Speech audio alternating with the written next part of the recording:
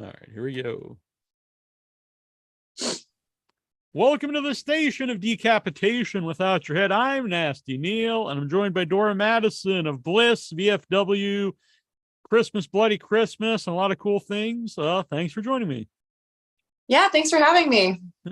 So Christmas, Bloody Christmas is out right now. You've worked with Joe Begos a lot of times. Was Bliss the first time? Bliss was the first, yeah. So how did you come into contact for Bliss? They were just having like castings for the role of Desi, and so I was sent the script, and then Mayak, the casting director, asked my agent if I would audition for it, and then yeah, I did. I really liked the script and thought it was really cool, and and then it all worked out. Yeah. What was it about the character or the script itself that interested you? The script itself is really cool. I liked that it was kind of like an ambiguous vampire story. It's kind of like, up until the point that she like literally explodes, it's a little bit even up to interpretation of like what's even happening to her, like if it's really happening or if she's just like delusional, like, and like, like drugged out of her mind. So I liked that, and also just like I think like it is relatable of like when you're, I think especially like when you're a female actor, because people kind of just want you to like shut up. They're like, show up, look nice, shut up. Unless you're saying what we want you to say, so like just like that frustration, and also like feeling like people like so it was cool. I had a lot of fun shooting it, and it's definitely a cool character, and it's one of those things where it's like people kind of either love or hate that movie. But the people who love it like really love it, and they'll like, I've watched it 10 times, and I'm like, damn, like, are you okay? But well, I really like it. I haven't watched it 10 times, but I am a big fan of Bliss. Yeah, people really are like super into it, and it's cool. And sorry, I just realized that my toddler like wrote in pen all over my granite. Oh, no problem. It was code or something. Yeah. All right, I'm just gonna have to like let my OCD die for a second. It's just like bothering me. Yeah, no, that works. But yeah, so people really love that movie, and that was the first one that I did with Joe, and then the next year we did VFW, and then 2 years after that we did Christmas, Bloody Christmas. Yeah. So now you're just stuck with them. You're stuck together. Yeah, either we're stuck with each other. So I assume you enjoy working with him. Yeah, Joe is really great. Like, he's such a good dude, and like him and Josh, they're basically like brothers, and it's always just very good vibes, and especially like, he really likes to like push the limits to his movies and things like that, but the environment that they create on set is just so like safe, like everyone feels like they can really like go all out and everything like that. And so I really like them a lot.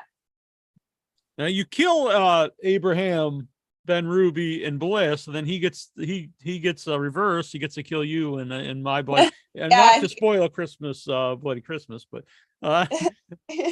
yeah, he got his revenge on me for sure. Yeah. So what's Abraham like to work with? I just had him on the show recently, and he was really fun on the show. He's such a sweetheart. He's just like a big teddy bear, and he's just like a really good guy, and he's just like loves making movies, and like it's just like good vibes. Like there's no other way to really describe it other than like the vibes are always like aces. Yeah. Now, Bliss, yeah, you're really the center of the movie. You're in maybe every scene. Had you done that before? Had you been like the star of a film before? I had, yeah. But not really like that. Not one that I like cared that much about, you know. So it was definitely an experience. But yeah, it was cool. But yeah, it was definitely like, yeah, I'm pretty much, I almost think that I am in every scene. I can't, yeah. It Uh, was like, it was tiring, but it was so fun that it didn't matter. yeah. I mean, the movie itself is very intense. So how physical was the movie to make? I mean, it was just because we had so many shots where I was in the camera, like I was in a camera rig, which actually wasn't like, you know, it's made for like a grip, like the harness and stuff that I had to wear. So like we had to like wrap it around like almost twice and stuff so that it would stay. And then the rig, like from like the harness kind of like that holds the camera's about like probably like 15 maybe 25 pounds, I can't really remember now, but it's pretty heavy. And then it was like being suspended through like with these poles kind of like on an axis. So that was intense just because like once I was in it, I had to stay in it until we were done like shooting that whatever setup we were in. So that was kind of a lot. And then too, just, you know, like we didn't have like stunt doubles or anything. So like that fight scene with True and I, like, you know, it was definitely choreographed and everything, but like that's really just like the two actors like going at it and stuff. Like, and there was never any like switching out of, like no one else was taking falls or anything like that. And you know, I think True's like 5'4", so I'm like a good 3 inches taller than Okay. her, and like, you know, like was having She's to about the like same jump height on as her me. back Yeah. and stuff. So she's a tough cookie. We were really like holding our own like in that experience. So it was cool because like we were able to like go all out. Obviously we, you know, weren't ever hurting each other or anything like that, but we were just like, yeah, let's really sell it, you know. And then like just, you know, every scene, like, you know, that you're eating somebody or whatever, there's like types of blood that like there's like the scene blood and then there's the mouth blood, which was like in like amalgamation of like different corn syrups and food coloring, and it like tasted like burnt waffles. So like that was pretty gross. Like, and too, just like being covered in blood all the time, like it gets really like cold and wet and like sticky and uncomfortable. So like the whole thing was kind of like an experience. But yeah, like doing all the scenes and like yeah. And I think also too, like the card table, like now that I remember the card table, I was like, I think y'all should like back some of those lights up and stuff because I didn't want to knock anything over. And they're like, I don't think you're going to throw it that far. And I was like, okay, yeah, maybe not. But the table was actually like lighter than it looked. Right. So when I threw it, I actually did really throw it that far. Right. Or maybe you're just stronger than they Yeah, thought. I'm Right. like a pretty physically strong person, actually. Like my brother's a strength and conditioning coach. And so like, yeah, and I like played sports like all my life. So even though at the time I was like pretty tiny, I think everyone was kind of like surprised by some of the things I was able to like pull off. And like whenever like the ones like that same poker scene where I have to like throw the table and like jump across the room and everything like that. Like it was another like moment where I was in a harness. So I was in a harness and I also had the camera attached to me. And so like, and I think that they may have like attached like a phone or something like that to like by the camera so that we could actually see the playback on it, because we didn't have playback since we were shooting on film. And so like the first couple times, like it just looked like I was taking like a big step. Like it didn't actually look like I was like 3 feet off the ground or however many feet off the ground I was.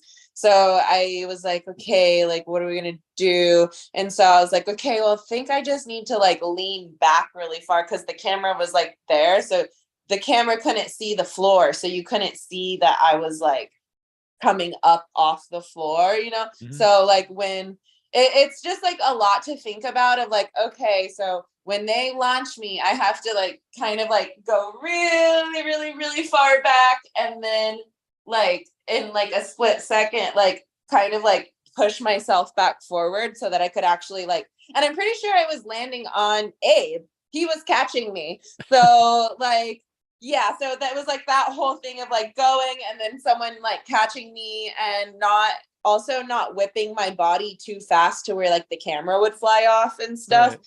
So, and I honestly don't think it took us that many times. I think it took us like probably like 3 or 4. It wasn't like that big of a deal. Yeah. It was kind of fun. It's a really wild effect in the movie anytime when you rise up like that. It looks cool. Yeah, well, and when they had like me rising up sometimes, like, so I would have to like kind of like, you know, like light as a feather, stiff as a board. I Right. kind of had to like dead man that. And so they would put like a couple sandbags like on like at my feet. So like my feet were up against the sandbags. And then I just had to like lay really, really, really tight and stiff. And the camera guys pulled me up from the harness that was holding the camera. So when I was doing stuff like that, it was like this basically, and just like, it's like weird because it's like kind of like you have to like not show like that tension or whatever, like in your face or body really, but you have to like be really stiff. Otherwise, when they pull you up, like it's not going to look right. And so I had to like, they had my feet up against the thing. So then when they pulled me up, I could just kind of like step off of it. And it wasn't like, it was like seamless like that. So it was always just like a process of finding like those shots and how they would like actually, you know, come across on camera, and all the effects were practical effects. So, yeah, it was cool. We were kicking it old school for sure. Yeah. How different is it for you as an actor to film something on film? I think that it's a bit different just because depending on your budget, you don't get as many takes to like find it, you know? So there is a bit of pressure, but also like it's kind of precious, you know? And it was cool, like at the end of the day when you'd see all the cans and everything like that, Right. like with the film, and you're like, these are blank and they're gonna be full. And then once they're done and they're labeled and everything like that, you're like, these are my precious babies, you know, like. So it feels like a bit more like tangible, or in a way, it feels more precious, I think. But also like the first TV show I did was actually shot on 16 millimeter. Oh, really? I didn't know that. Yeah, it was. But, you know, of course we probably had a bigger budget for one of those episodes than we did for that whole movie. So it wasn't really like a lot of pressure. But even though like the way we shot that show anyway, like I was used to not having a bunch of takes because Friday Night Lights was a very like big improv based show, and we were pretty much always shooting with 2 or 3 camera coverage at all times. So I was kind of used to knocking out scenes and just like 4 or 5 takes from all angles, you know, like, and then one and done. All right, okay, cool, we're moving, you know. And also too, just like coming from network TV, which is where I got my start. Like I kind of started like in network TV. Mm-hmm. It's such a fast moving machine, you know. They don't have like, they have to make their days and they're on really tight schedules. So I never have really had that much problem, like just showing up and doing it, like, because you don't always have the luxury of time. So there wasn't really that much of a difference. But there were certain scenes that I was just like, fuck, like I feel like I'm just not hitting it, you know? but you run out of time, or we just had to move on because we had to save film for other stuff, but yeah. And I think sometimes it kind of like can make you more brave, because you want to, like, you'll get a couple takes like that are like, okay, cool, that's solid, and then you're like, okay, well, we're never going to get this moment back, so maybe this next one I'm going to, like, do something a little different or whatever. And a lot of our improv moments like made it into the movie, and that was really cool. And Joe's more about like how it feels in the end. So like if dialogue gets changed around or whatever, like he doesn't really care as long as the end result is good. He's not super precious about that. Well, I think the dialogue in all those movies seems very natural, which I think is a big part of the movies. Because then you're more into the characters when things start to happen. Yeah, totally. And I think what's good about his movies too is that, like, even though the like situations are ridiculously crazy and not like rooted in reality or whatever, everyone is like really, really grounded. And there's always kind of like undertones of just like real life. Like with VFW, people loved the scenes with like all those like old dudes just like talking shit in the bar, and I think that like there's always something very human and relatable about all of his projects. It's not just like gore for gore's sake, and like with Christmas Bloody Christmas, like all of their banter about the music and everything. Yeah, that was even though I disagree with some of her takes on movies at the beginning, but it seemed like, like a conversation I would have with a friend about, liking some obscure sequel better than some other movie. Yeah, exactly. And honestly, like Joe, it's really funny. Like, I think Desi was his first female protagonist. Because I think originally when he was writing it, I think I don't know that Desi was originally meant to be like a woman, like when he first got the idea. But I think one of his girlfriends, actually, she's like this really cool like reporter chick. She was like, I think you should write a female protagonist. I think it would be more interesting. And so it's just funny, like now, like after Desi and then Tori and stuff. And I'm like, it's just funny because Joe writes the female version of him, which is like really funny. And Desi actually pretty much was like the female version of him when it all came down to it. Cause like when we were talking about like the wardrobe and stuff, I was like, I feel like she would just like wear like a bunch of fucking t-shirts that she got out of a merch pile, like for like bands that she's done artwork for. Like she's not a prissy girl at all, and like she wasn't like, we didn't really have her like wearing makeup. Like it didn't really look like I had any makeup on or anything like that. That's just like wasn't really her. It's just she wakes up, she kind of takes a shower and has just like giant hair and wears literally the same pair of boots like the entire movie. Right. So yeah, it's like she's either in her painting Chuck Taylors or she's in her like jungle like military boots. So like those are actually my boots and like my jeans and my shorts and stuff, and then all the t-shirts were literally from Joe's closet. Oh really? I know you had a Blind Dead shirt at one point, which I think was from Rotten Cotton because I had the same shirt. But yeah.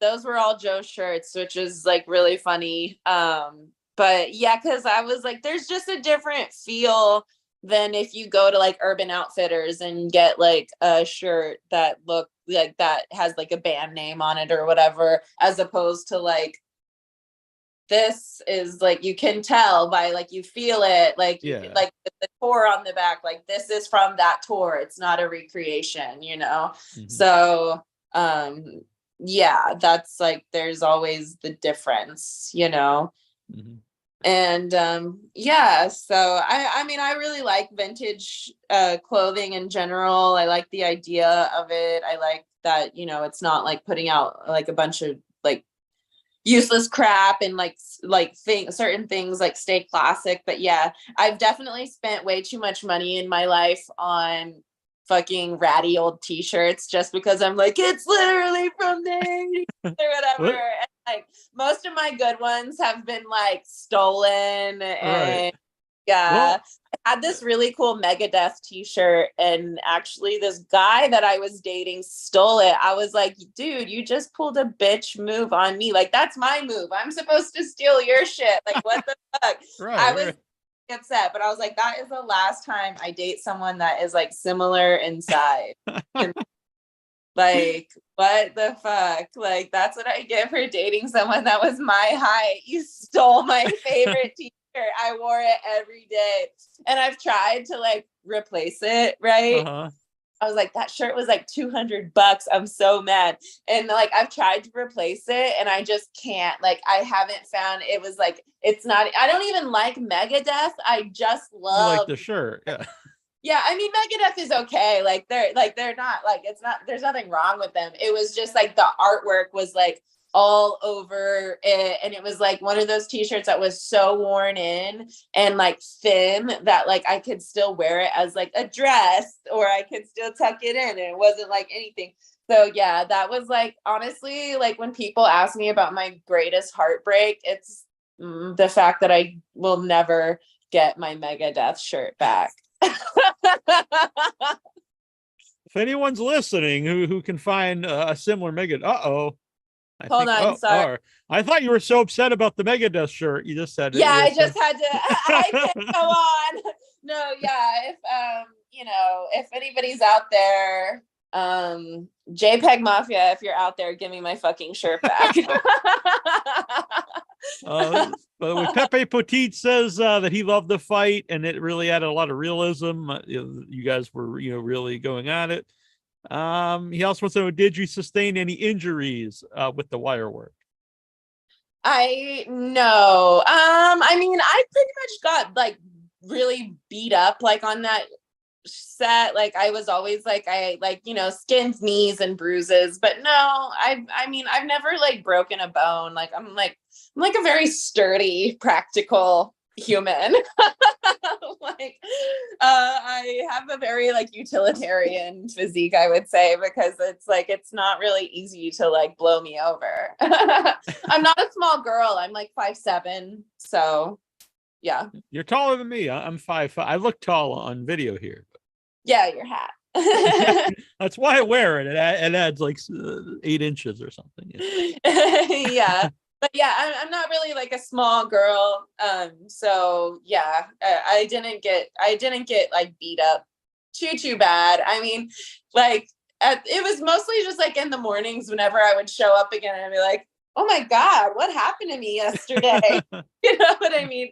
But like, I didn't like sustain any like serious injuries or anything like that. And honestly, I was surprised that neither one of us got whiplash from fucking like, because whenever we were having to do like the scenes where we were like hitting each other and stuff, like there's a scene where she's like on top of me and she's like, and we were trying to get like the punches right to where it actually looked like they were connecting, you know? And so like, I'm like kind of like sitting up in a crunch position because we're on a concrete floor. So I'm sitting up in a crunch position and like having to like whip my own head back like over and over and over without like hitting my head like on the actual concrete. Right. So I'm like in a crunch position, whipping my head around. So like, yeah, but I was really surprised neither one of us got whiplash because I was like grabbing her by her like weave and like really like throwing her around. So we had a good time, like, and all of us are still friends, and that's kind of what you hope for when you like set out to do anything. Yeah, definitely. So you said you're doing a lot of network television. Do you approach a horror movie differently than an acting role on a network TV show? I mean, definitely the tone is different. I mean, essentially acting is acting, but like the tone, is going to be very different, like depending on what your role is like in the horror film and everything like that. But it also, kind of just depends, because I've done horror films where like I wasn't like the anti-hero or villain, but like one of the victims, or like what, is like the killer's love interest who ends up killing me in the end. And so like the way I approached that was just kind of like, because I did this movie called All That We Destroy, I think is what it was called. Yeah, it was a Blumhouse like movie of the week for the Into the Dark series on Hulu. Yeah. And so like my character, I think her name was Marissa. She, she's kind of like literally, she's in her own, like she's thinking she's in like a cute meet romantic comedy situation. And then it turns out like, in the end, she ends up, kind of like becoming like one of the killer's victims and stuff, even though she starts out like as his like love interest, basically, so she's kind of like living in her own world. So all of the suspense and everything like that kind of just gets baked in at the end. And she just kind of thinks she has like a sketchy boyfriend. And she's like, who's this chick at your house? Like, oh, you've got a girlfriend? And it's like, no, that's the clone that my mom made for me that I get to murder every day. And you're like, dun dun, what? Yeah, spoiler alert, but like that movie's been out for 5 years, so if you haven't seen it yet, like, sorry. Pepe Poteet, he just says that he lost concert shirts as well. Mr. Creepy, did Joe have any cool Rhode Island stories? I mean, like him and Josh would talk a lot about like when they were growing up. They pretty much grew up together. I think they've been best friends since they were like 14, like making movies like in the woods behind their house. So yeah, but I didn't get too many like Rhode Island anecdotes other than like they like were antisocial and only friends with each other. Movies Which that's not necessarily Rhode Island exclusive. Yeah, exactly. There wasn't anything like that special that they were like writing home about. Right. I'm close to Rhode Island, but I talked about anything about Rhode Island. He was just like, yeah, it's fucking cold. Like that's like really it. Yeah, it's very cold here. I'm in Massachusetts. It's very cold today. It's like 20 degrees out when I was for my walk earlier. Oh no. Yeah. So VFW, much different character. Which is more closer to you? Which is more fun to play? VFW was fun because I got to do like machete fights, and that was really fun and cool. And like I liked that experience, and it was also just fun like hanging out with all those dudes like every day. And like a lot of them had kind of like come up in the industry together. They had known each other for years. The acting community is like pretty small, so it was always just kind of like funny to like sit and hear them like talk and like just like chat about like their careers and how they all met each other and everything like that. And also like I think I was just like I just thought it was cool, and I like asked each one of them. I was like, so what was it that made you love your wife? And like things like that. And very sweet. Like, yeah, it was really sweet because I mean all of them, like all of those guys are married, so like it was like kind of I like learning from people older than me. And like I think like the coolest experience though was like Stephen Lang was like talking. He was like, there's two kinds of actors, right? And he was like, there's the show ponies and then there's the workhorse, and I was like, interesting. And I was like, which one am I? And he was like, you're a workhorse. And I was like, sick. Oh, yeah. That is really cool. Like he's like, you like will get down in the gutter. Like you're not like some like prissy little girl, so that was like a huge compliment, and also like that was really fun too, because I have like this one scene where like I like punch through the back of his his back like window in his truck and like have my like machete, or like I have like him in a headlock and stuff. And so that's just like epic that I'm like, holy fuck, like I'm like I have Stephen Lang in a headlock. And it was just really fun. It's fun to like, and you feel so like you like, even though it's fucking sugar glass or whatever, you feel tough like when you're like punching through it and stuff. It doesn't matter that it's like prop glass or whatever.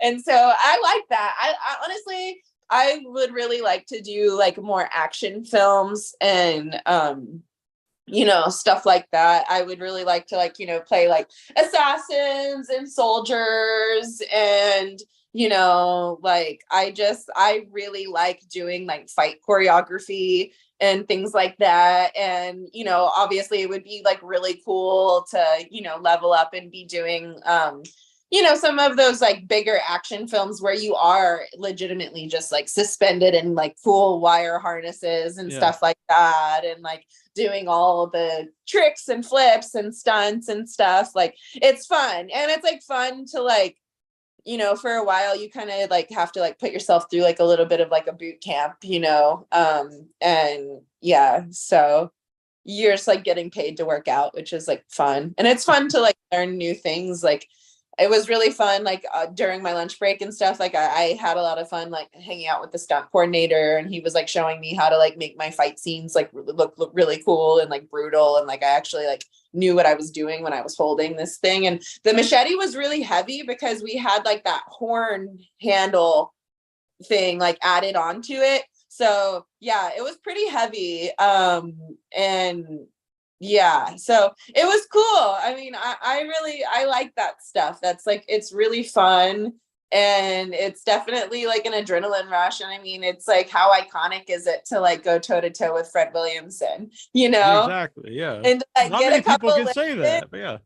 Legitimately a martial arts master.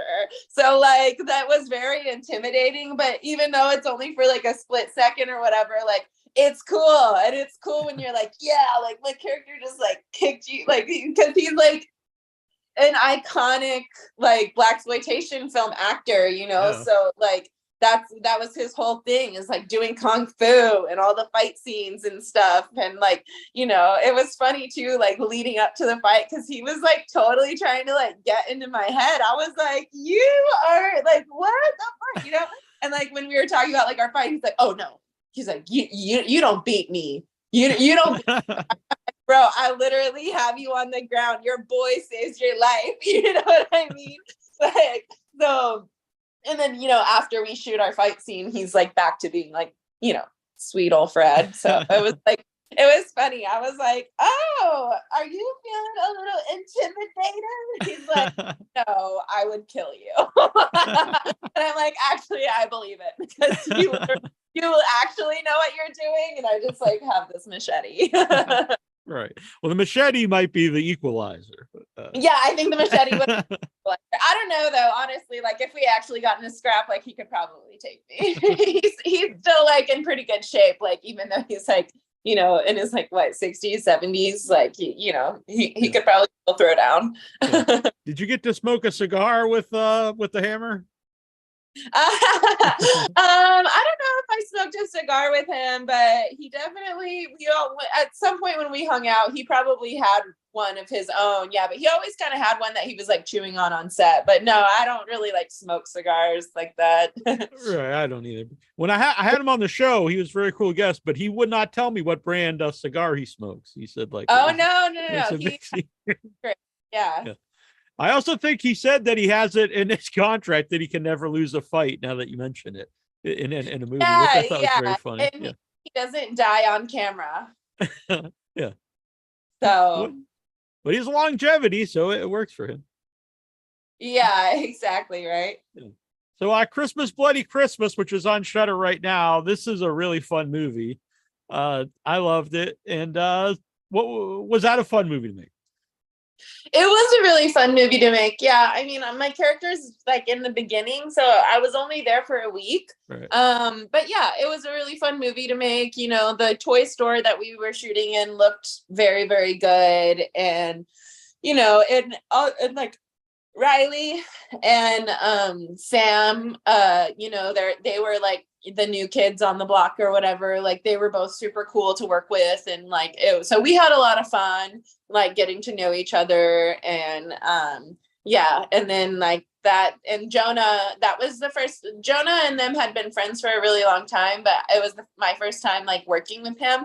And he's a super cool guy. He like played my husband or whatever. and just really funny. Like, he's a comedian, like normally, like that's mostly like what he does is like a bunch of like, comedy stuff. And so we were just like cracking each other up, just saying like the most random stuff, and like especially like during the sex scene, just like making all those ad libs just like really ridiculous and hilarious. And like we were just like, yeah, it was funny. It was a fun time. Yeah. Your death is not to spoil the movie, but it's almost like through Santa cam. Is that any similarities to when you had like the camera on you for Bliss? Yeah, it was the same sort of setup. So it was like it was a matter of like honing the movement in to be in view of the camera, because it was like kind of on his shoulder, so he had to like kind of like hold me out like that. And so I kind of had to like make sure, like without looking into the camera, obviously. Well, actually the camera was his point of view, so I think it was okay if I looked straight into the camera, actually. Right, now okay, that makes because sense. it was like, like you might be looking at him while he's killing you, but yeah, so that was cool. And yeah, I was just like kind of focusing and making sure that like I was in view of like the actual shot, because if you can't see me, then you're not gonna see me die. But yeah, so that was cool. And yeah, it was fun. And it wasn't like that, the death scene and that, like that whole like chase scene and everything wasn't that hard to, it was like relatively easy to shoot. Yeah. Did you see any of those movies when they were at festivals? Did you see them with an audience? I did. I think I saw all of them with an audience. I saw Bliss at Tribeca, and then we had a couple of other screenings for that. So I did see those with an audience. And then I saw VFW when we showed at Fantastic Fest in Austin, I think, is where we premiered that. And then Christmas Bloody Christmas, we were at Beyond Fest, and we premiered at the LA like Legion Theater. It's kind of like an old like sort of, I think it's like a like veterans club theater thing, and it's just like really cool. And it has like one of the oldest bars like in Los Angeles in the basement and stuff. And so like that was like a really fun party. And yeah, I hadn't like been out in a while, so I got a little toasty at the party, but it was fun. But the energy of the crowd was like incredible. Everyone had Santa hats on their seat, and like every single seat was full. It was completely sold out. And like horror fans are just the best. Like it's like y'all are an easy sell. Like you're just like happy to fucking be there, and you're like, yeah, bring on the blood and explosion. And like every like a gnarly kill, every time there's an explosion, people are like cheering and really excited and stoked. And so I think horror and comedy are the best movies to watch with an audience, because you can interact together. Yeah, exactly, especially in a festival setting. Yeah. It's more like a party, and everyone's usually pretty drunk, I think, at that point. And so like, yeah, it was definitely a good time. And yeah, I was really proud of us. And two, it's just like, Joe was super stoked to like, have his have his film be sold out, and have like be so like happy to see it. And like everyone's always like looking forward to the next one and stuff. And so it's good vibes. It's a good community for sure. Yeah. Well, I don't want to keep it too late, but I do want to ask about Dexter and how you got involved in Dexter, and what was it like working with Masuka? That's actually a really funny story. I was auditioning for like a really like bad Western pilot that I don't think ever got picked up or made, and in the same casting office. And that casting director was like, do you watch Dexter? And I was like, no, I've actually never seen it. And he was like, well, I legitimately just got a character breakdown today, and it was for Masuka's daughter. And he was just like, I really think that you could play his daughter, just because of like my eye shape or whatever. And I was like, oh, okay, cool. And then when I watched the show, I was like, this guy's Japanese, like I'm not Asian. And I was like, do you know that, right? And they were like, oh, it doesn't matter, it's fine, you're like a sperm donor daughter, so your mom could be anything. And I'm like, but my dad is Asian, like don't worry about it. And I was like, okay, well, as long as you know that, like I guess that's fine. So yeah, so basically, honestly, I think I was the only person that even read for it, because there was nobody in the waiting room when I went back the next day for my audition. So it was kind of like one of those things where it was just like, hey, there's this part, it literally was dropped on my desk this morning and you should come back tomorrow. And so then I did, and then they called me a few days later and they were like, offered me like the part or whatever. And so that was cool. And yeah, and then like the whole like storyline of her like working at like that topless sports bar and stuff like was kind of partially my idea, like because I had called them and like, because at first I was only supposed to be in like 3 episodes, and then they bumped it up to 5. And like it was after we got the table read for like the, when he finds out that I'm like in debt, and he's like worried that like, you know, I'm just kind of like after his money or whatever. And he offers me a check and I don't take it. And so when I called them, I was like, wouldn't it be really funny if the pervy dude's daughter was like a stripper or something? Cause like, isn't that kind of like poetic justice for how gross he is? And they were like, we were kind of thinking, leaning that way. Like, it's funny that you mention it, blah, blah, blah, blah, blah. And so then like that whole storyline got like more fleshed out and stuff. So I can't like, I don't know that I can fully take credit for it, but like, cause they were saying that they were like thinking that it was probably going to start going in that direction. I was like, why would she turn down the money if she needs the money, unless she had some other way to get it, you know? So I was like, how else does a college kid make a lot of money? By taking their clothes off. You know what I mean? So yeah, that was like a fun experience. And the guy that plays Masuka C.S. Lee is like really cool. And like, it's so funny, like how the acting, like there's so many different ways to get into it. I'm pretty sure he went to like Yale School of Drama. And I just like got cast out of a TV show like right out of high school. So like I never went to college. So like that, and like that's just kind of funny, like how people can just like be from all walks of life and all different like, you know, places in their life and all different types of journey and end up sitting at the same table.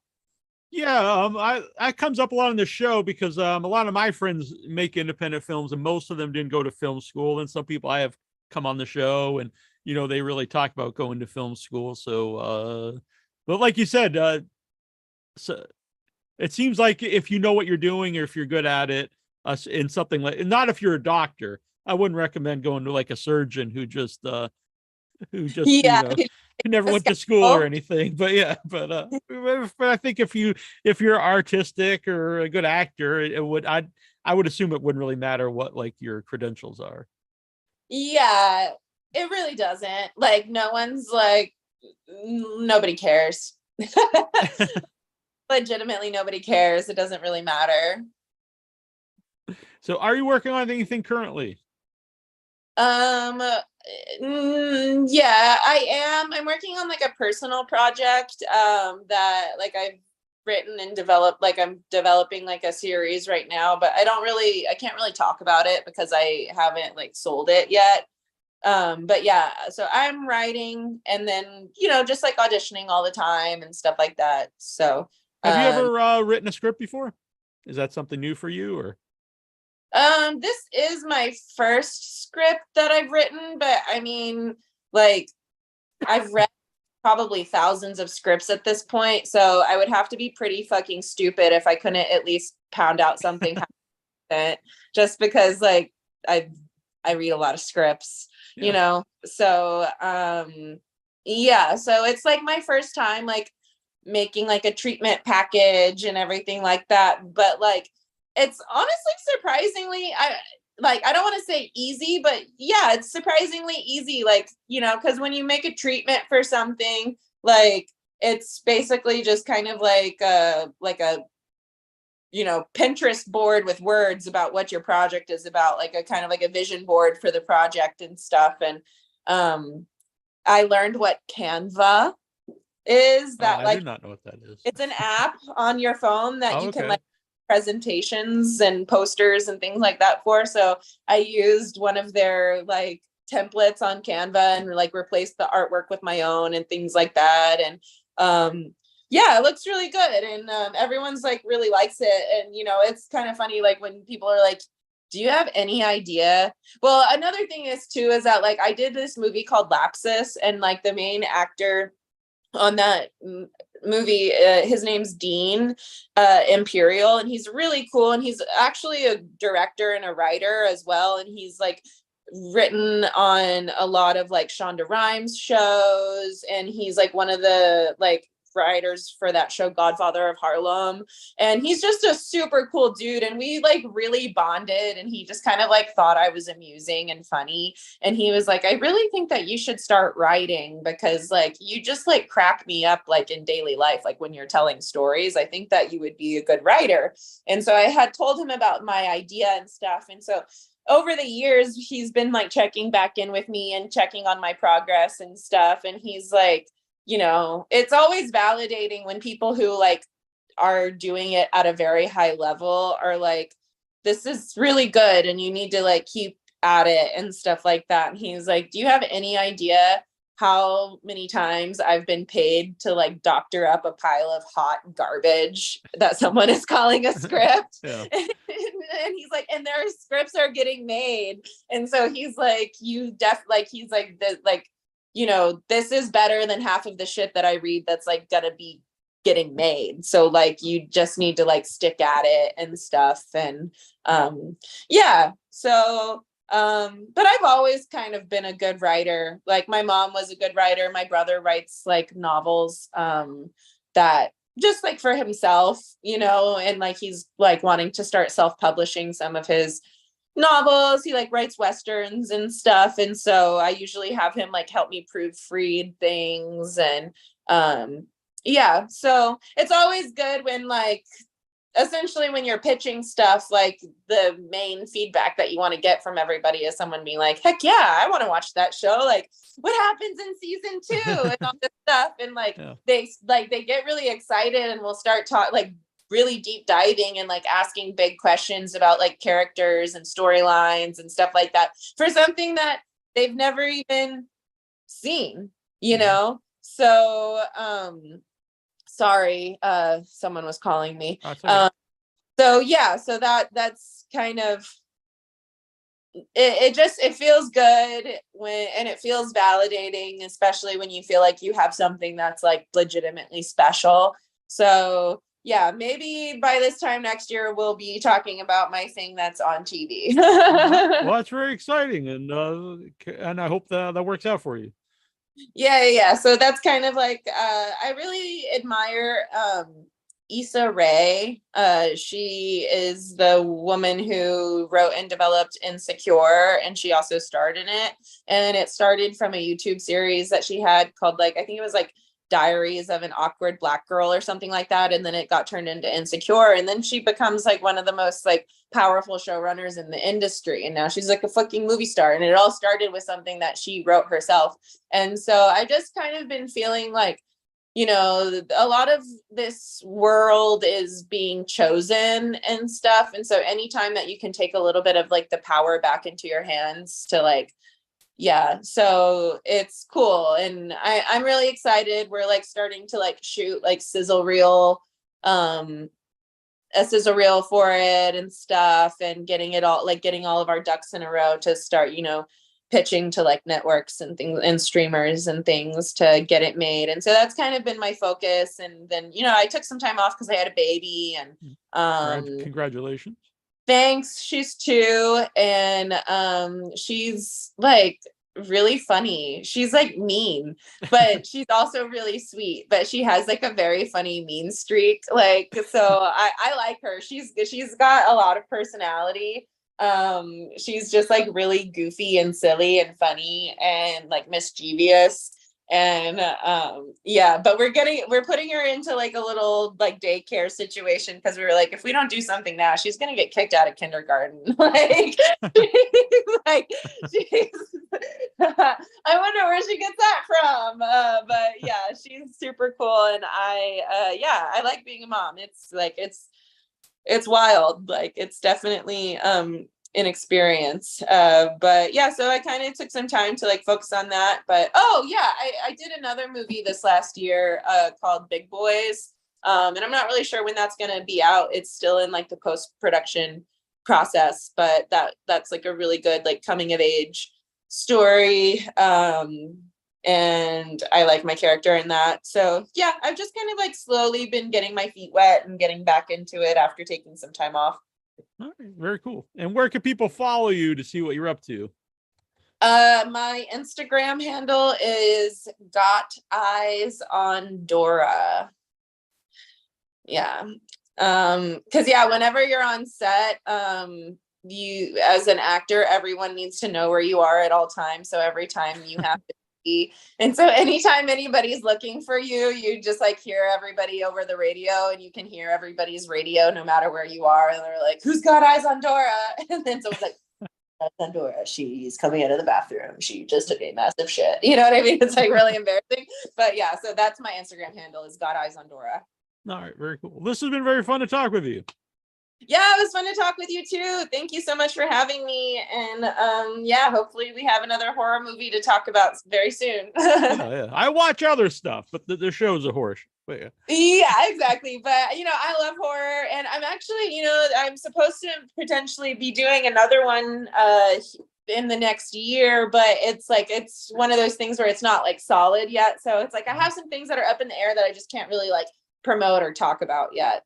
I understand. All right. Yep. Well, that's very exciting. I look forward to seeing you and stuff and seeing what you're up to. Cool. Thank you so much. And bye, everybody. Bye. I'm going to play us out with The Tomb of Nick Cage, and I'll see everyone next week. Thanks. Bye. Bye. I should have had this music ready, but here we go.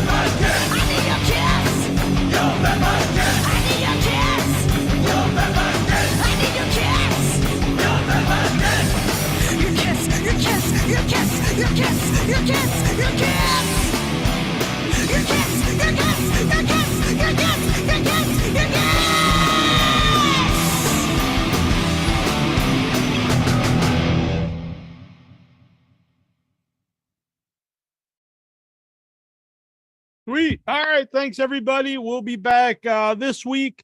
I've got a few guests lined up. I'm not sure who'll be on the live show, but we got some people coming on from the Devil Conspiracy. I just had the director on, and I'll be having a couple of the actors on, which I'm very excited about.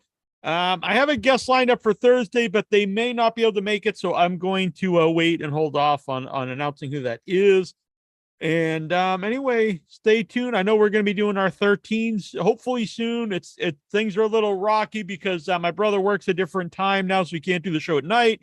Trista's been working on stuff, so trying to organize everyone.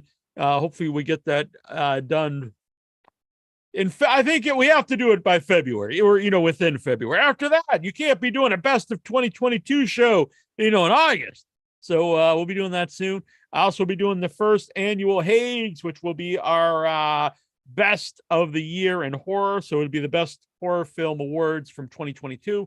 That'll also be in February. Join the group over on Facebook, facebook.com/group/withoutyourhead horror, I believe it's called. Just look up Without Your Head. Follow us on Twitter. Follow us on Instagram. Subscribe here. Hit that icon, and you'll get a notification every time we go live. I know sometimes here on YouTube, you don't get the notifications, but you have to hit the bell icon. So hit that. You get notifications when we go live or when I post a new show. Subscribe on Spotify, all the platforms. Rate us. And you know what? Help spread the head. Share the show. Share it out there so people can watch it. You like it. So help the show grow. Help get the word out there. Big thanks to Music of the Month, Tomb of Nick Cage. There'll be a new episode coming up very soon of Neal and Annabelle's Dinner and a Movie. There hasn't been one for a little while. So, we just did a new one. So subscribe. That'll be right here on this channel. All right. Bye, everybody. We'll see you very soon.